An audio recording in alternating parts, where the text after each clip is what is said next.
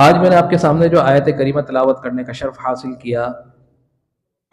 اس میں اللہ تبارک و تعالیٰ نے ارشاد فرمایا کہ فَمِنْهُمْ مَنْ آمَنَ بِهِ وَمِنْهُمْ مَنْ صَدَّ عَنْهُ وَكَفَى بِجَهَنَّمَ سَعِيرًا، ان میں سے وہ جو ایمان لائے بھی اس پر، وَمِنْهُمْ مَنْ صَدَّ عَنْهُ اور وہ جو ایمان نہیں لائے، جنہوں نے انکار کر دیا، وَكَفَى بِجَهَنَّمَ سَعِيرًا اور جن لوگوں نے جھٹلا دیا، انکار کر دیا، بِجَهَنَّمَ سَعِيرًا تو ان کے لیے جہنم کا عذاب کافی ہے۔ اس سے پچھلی آیات میں یہودیوں کے متعلق احکامات بیان ہوئے، اور یہ جو آیت کریمہ ہے، اس آیت کریمہ میں بھی اسی بات کا تسلسل جاری اور ساری ہے۔ جو قوم یہود تھی، جیسے میں نے پچھلے درس میں عرض کیا کہ چونکہ وہ اہل کتاب تھے، حضرت موسیٰ علیہ السلام پر توریت نازل کی گئی، اور وہ توریت پر، اس کے کچھ حصے پر یقین کرتے تھے، جو ان کے مطلب کا ہوتا اس پر یقین کرتے، اور جو ان کے مطلب کا نہ ہوتا اس پر یقین نہیں کرتے، اس کو جھٹلا دیتے۔ لیکن وہ اہل کتاب تھے، اللہ نے اس قوم پر اپنا پیغمبر بھی نازل فرمایا، کتاب بھی عطا فرمائی، لیکن اس کے باوجود انہوں نے اپنے نبی کو بھی جھٹلا دیا، اور اس پر نازل ہونے والی یعنی اللہ کی کتاب کو بھی جھٹلا دیا۔ ان میں سے کچھ ایسے بھی تھے جو ایمان لے آئے، اور کچھ ایسے تھے کہ جو جانتے بوجھتے کہ نبی آخر الزمان صلی اللہ تعالی علیہ وسلم تشریف لا چکے ہیں، ان کی نشانیاں مکمل ہو چکی ہیں، لیکن اس کے باوجود اپنے حسد اور کینے کی وجہ سے وہ ایمان نہ لائے۔ اس آیت کریمہ میں انہی دو گروہ کے متعلق بیان کیا جا رہا ہے، فَمِنْهُمْ مَنْ آمَنَ بِهِ، اور ان میں سے وہ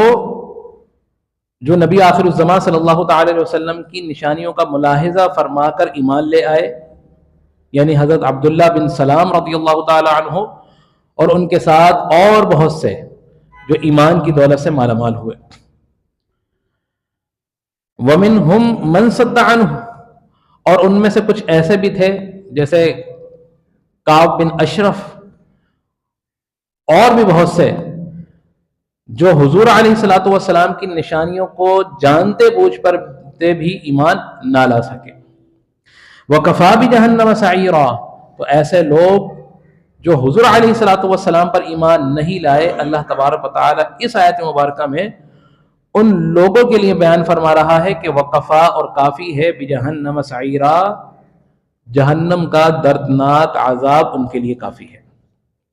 اور پچھلے آیت میں اللہ نے فرما دیا تھا کہ جنہوں نے انکار کیا ان کا کوئی مددگار نہیں ہو سکتا، کوئی مددگار نہیں ہو سکتا، جن پر اللہ نے لعنت فرما دی، جن کو اللہ نے جھٹلا دیا، ان کا کوئی مددگار نہیں ہو سکتا۔ تو اس آیت میں بھی اللہ تبارک و تعالیٰ ان دو گروہوں کے متعلق جو ایمان لے آئے، یعنی حضرت عبداللہ بن سلام یہودیوں کے بڑے عالم تھے، حضور علیہ الصلوۃ والسلام کی آمد کے منتظر تھے، آقا علیہ الصلوۃ والسلام کی نشانیوں کو ملاحظہ فرمایا اور ایمان لے آئے، اور ان کے ساتھ بہت سے لوگ ایمان لے آئے۔ اور ایسے بھی تھے کعب بن اشرف جیسے جو نشانیاں جانتے بوجھتے بھی اپنے حسد کی وجہ سے ایمان نہیں لائے، اور اس کے ساتھ کے اور بھی گروہ کے کچھ لوگ تھے جو ایمان نہ لے آئے۔ تو یہ آیت مبارکہ ان دو گروہ کے متعلق بیان کی جا رہی ہے۔ اب اس سے اگلی آیت، اس میں اللہ تبارک و تعالی ارشاد فرماتا ہے کہ ان الذین کفروا بآیاتنا، کہ وہ لوگ جنہوں نے کفر کیا بآیاتنا ہماری آیتوں کا، یعنی ہماری آیتوں کو جھٹلا دیا، ہماری نشانیوں کو جھٹلا دیا، سوف نصلیہم نارا تو عن قریب اللہ تبارک و تعالی فرما رہا ہے کہ ہم انہیں آگ میں داخل کریں گے، نسلیہم داخل کریں گے، نارا آگ میں، کلما نضجت جلودہم جب کبھی نضجت خوب جل جائیں گی، جب ان کی کوئی چیز آگ میں ڈالی جائے تو آگ کا اثر کیا ہوتا ہے کہ وہ چیز جل جاتی ہے، تو آگ کا کام کیا ہے؟ جلانا ہوتا ہے۔ تو یہاں پر آگ کی وہی صفت بیان کی جا رہی ہے کہ کلما جب کبھی نضجت خوب جل جائیں گی۔ اب اس آگ میں ڈالا کس کو گیا؟ کفروا بآیاتنا، وہ لوگ جنہوں نے انکار کیا اللہ تبارک و تعالیٰ کی آیتوں کا، جب ان کو آگ میں ڈال دیا جائے گا، اور پھر اللہ فرما رہا ہے کہ کلما جب کبھی نضجت خوب جل جائیں گی، جلودہم ان کی جلدیں، ان کی جلد، ان کی چمڑی، کھال، جلودہم ان کی کھالیں جب خوب جل جائیں گی، بدلناہم جلودا غیرہا، تو اللہ تبارک و تعالی ارشاد فرماتا ہے کہ جب ان کی کھالیں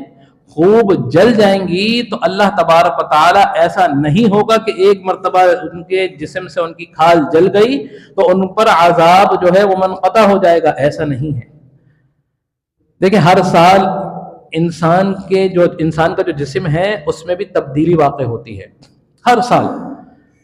نئی کھال اترتی ہے اور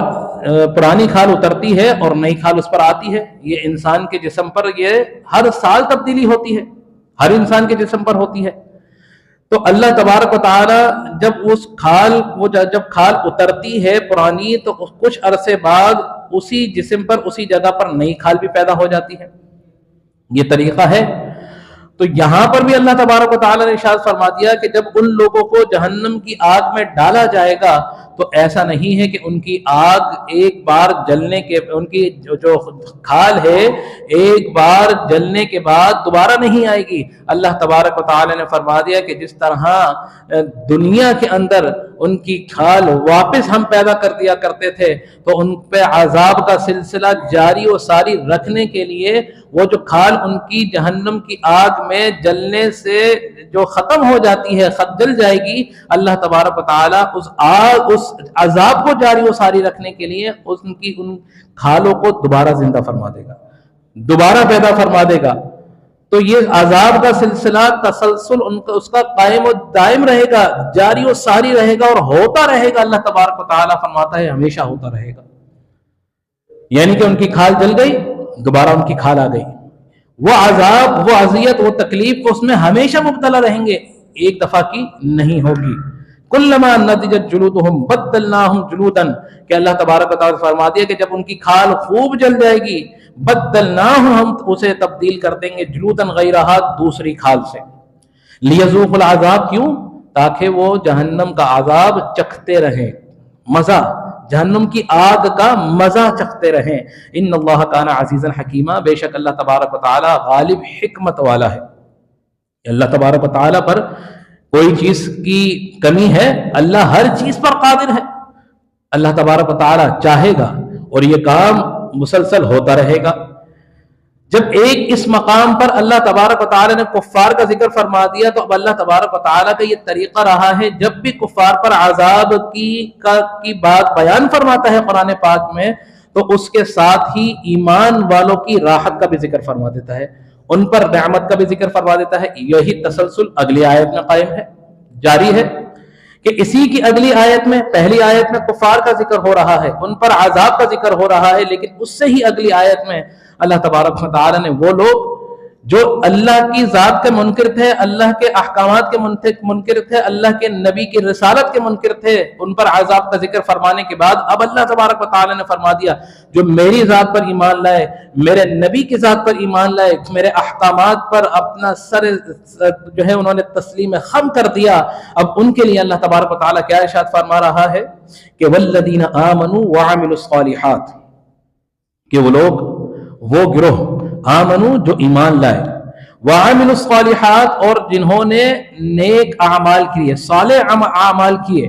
اب ان کے لیے اللہ تبارک و تعالی ان کو تو فرما دیا نا کہ سوف نصلیہم نارا، کہ عن قریب ہم انہیں جہنم کی آگ میں ڈال دیں گے. جو ایمان والے ہیں اللہ تبارک و تعالیٰ ان کے لیے ارشاد فرما رہا ہے کہ سندخلہم جنات تجری من تحتها الانہار، کہ اللہ عن قریب جنت میں جنت کے باغوں میں ان کو داخل فرما دے گا، جنت کے باغات میں ان کو داخل فرما دے گا. اور یہ کوئی عام باغات نہیں ہوں گے، اس باغ کی، جنت کے باغ کی خاصیت ہی الگ ہوگی، کیفیت ہی الگ ہوگی، منظر ہی الگ ہوگا. اور وہ باغ کیسا ہوگا کہ جنات تجری من تحتها الانہار، کہ جنت کے باغ ایسے ہوں گے کہ باغ ہیں، اوپر باغ ہیں جن کے اوپر جنتی چہل قدمی کر رہے ہوں گے، اور اس کے نیچے اللہ تبارک و تعالی نہر جاری و ساری فرما دے گا، نہر جاری و ساری فرما دے گا. تو یہ ان نہروں کی، جنت کی نہروں کی خصوصیات ہوں گی جو جنتیوں کے لیے اللہ تبارک و تعالی نے مقام جنت پر قائم فرمائی ہیں، جو ان کے اہتمام کیا ہے. وہ ایسی ہوں گی تجری من تحتها الانہار، کہ ان باغات کے نیچے